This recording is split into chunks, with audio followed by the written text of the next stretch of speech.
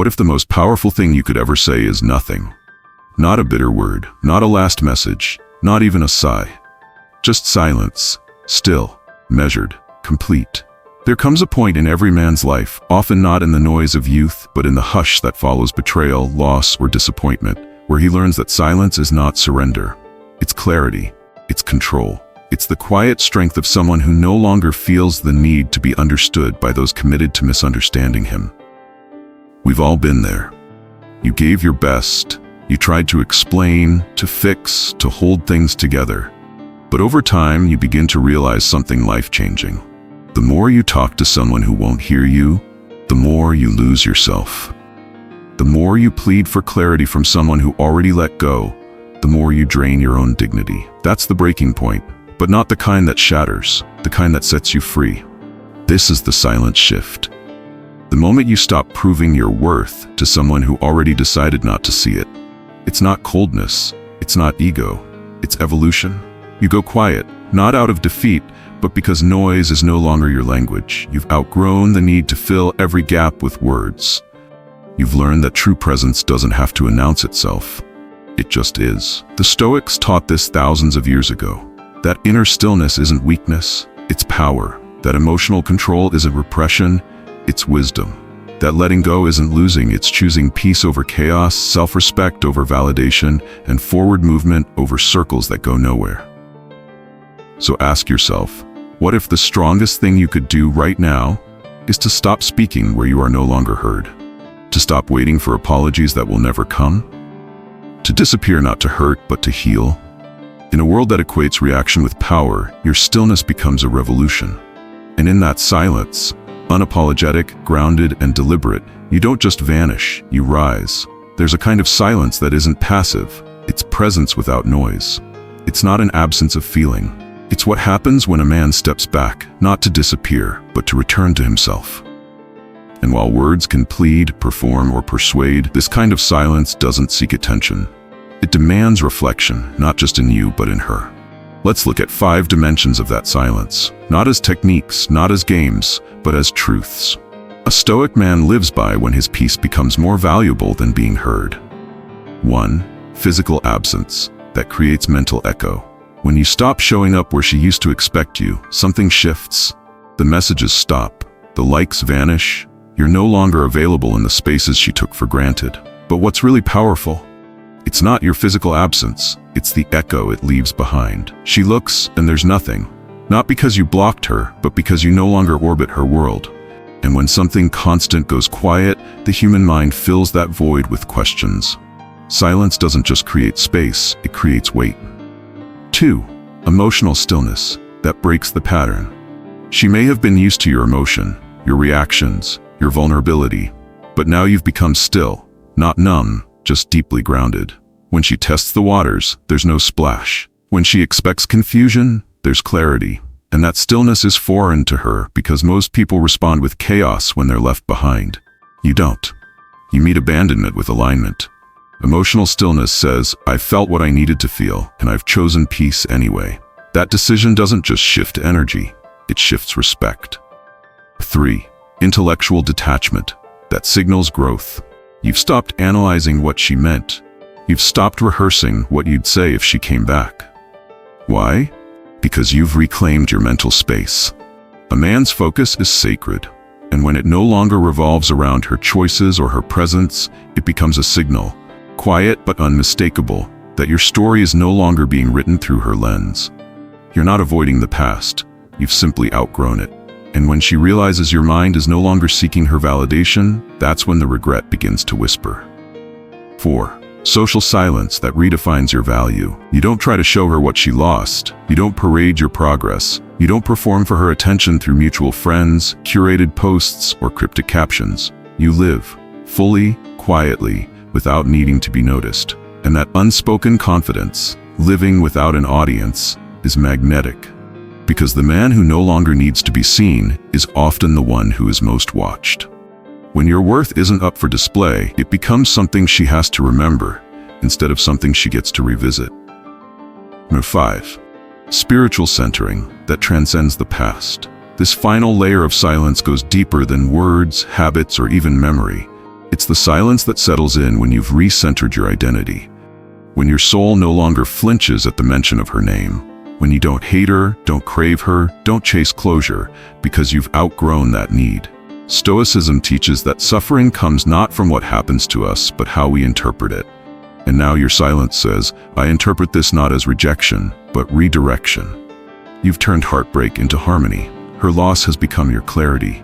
Each layer of silence is a step away from the noise of the past and a step toward the man you are now. Not bitter, not broken, just better. She may never say it, but she feels it. Because in a world of noise, stillness leaves the deepest mark. When a man chooses silence, not as avoidance, but as a declaration of self, something fundamental begins to shift. He no longer sees stillness as a pause between the noise, but as the very substance of his presence. What once was reaction becomes reflection.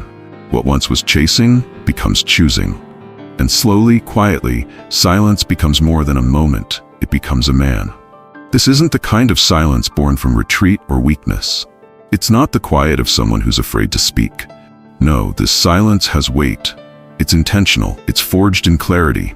It's the quiet of someone who has stepped outside the chaos, not because he couldn't fight, but because he understood that the battle was never worth his peace. It is the quiet that follows acceptance, the calm after a storm not won, but outgrown. And with that silence comes identity. A man who no longer needs validation to feel valuable. A man who no longer performs pain in exchange for pity or attention. He simply is. Present, grounded, untangled. The kind of man who walks into a room without needing to explain his worth because it's in how he carries himself, not in what he says. This is what Stoicism was always about. Not cold detachment, but disciplined presence. The world might still call for noise. Others may still try to provoke a reaction. She may still linger in shadows of curiosity, wondering why he never reached back. But he knows. Her confusion is not his responsibility. Her silence no longer holds power over him because he has found peace in his own. And now, every step he takes is not away from her, but toward himself. A self no longer fractured by the absence of another, but refined by solitude, strengthened by restraint. That is the transformation. Not from man to ghost, but from man to fortress. He didn't disappear. He simply became unreachable by what no longer serves him. And in doing so, he became unforgettable. Not because he shouted, not because he pleaded, but because he chose stillness when noise was expected. In a world desperate to be seen, he chose to be whole. And that is when silence becomes not just a message, but the man himself. Would you respect him? Better yet, would you dare to become him? Underneath all the silence, beneath the stillness you've chosen, there's a deeper question rising, one that most men avoid, but every Stoic faces head-on. Who are you becoming in this quiet? Because it's not just about her noticing your absence, it's about you noticing your presence. When the noise of heartbreak dies down, when you stop checking your phone, when her memory no longer commands your breath, that's where the real work begins. That's where you decide if you're just escaping her, or becoming someone you'd follow into battle. A man shaped by Stoic silence does more than resist contact. He refines his code. He stops living in reaction to what others did, and starts living in alignment with who he wants to be. And that alignment? It begins in the small, invisible places no one claps for. The gym session you didn't skip, the journal you wrote in instead of texting her, the decision to invest in your mind when the old version of you would have numbed out on distractions. These are not grand acts. They're disciplined repetitions, and from them, something permanent begins to take form. You begin to trust yourself again, not because everything makes sense, but because you kept your word when no one was watching. You start to speak less, not because you have nothing to say, but because you now understand the value of your voice. And with every quiet morning, you rise without needing her name. Without explaining your silence, you etch strength into your soul. You stop measuring your healing by whether she reaches out, and start measuring it by how steady you feel when she doesn't. Becoming the man you'd respect is not about revenge or display. It's about integrity. It's about building a life so full of purpose that it no longer bends around those who walked away. And that doesn't mean you no longer feel. It means you finally understand that feelings are just visitors. Your actions are who you are. So ask yourself, not in ego, but in earnestness. If you met yourself today, would you respect the way you handled this silence? Would you trust the man who didn't send the text? Would you follow the man who chose stillness over drama, peace over performance? Because the truth is, she might one day hear your name and wonder. But you'll hear your own name in your own mind and know you didn't flinch, you didn't fold, you rebuilt.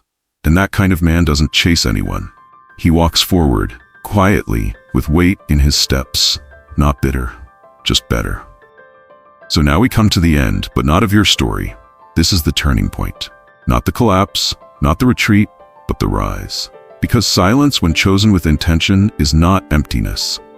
It's restoration.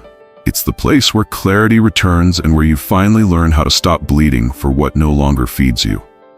When you walk away without noise, without bitterness, without one final explanation, you're not giving up. You're standing up for your own dignity, your own energy, your own life. There is no strength in begging to be seen by someone who chose to look away. There is no wisdom in proving your worth to someone who already decided to question it. The Stoic man doesn't chase closure. He creates peace. He doesn't cling to old echoes. He builds something new with both hands, from silence, from discipline, from the ashes of what no longer belongs to him. And that's where you are now, standing at the edge, not of loss, but of becoming. You've learned what many men never will. That love doesn't validate you. Your reaction to loss does. That power isn't in how loud you speak, it's in how deeply you live.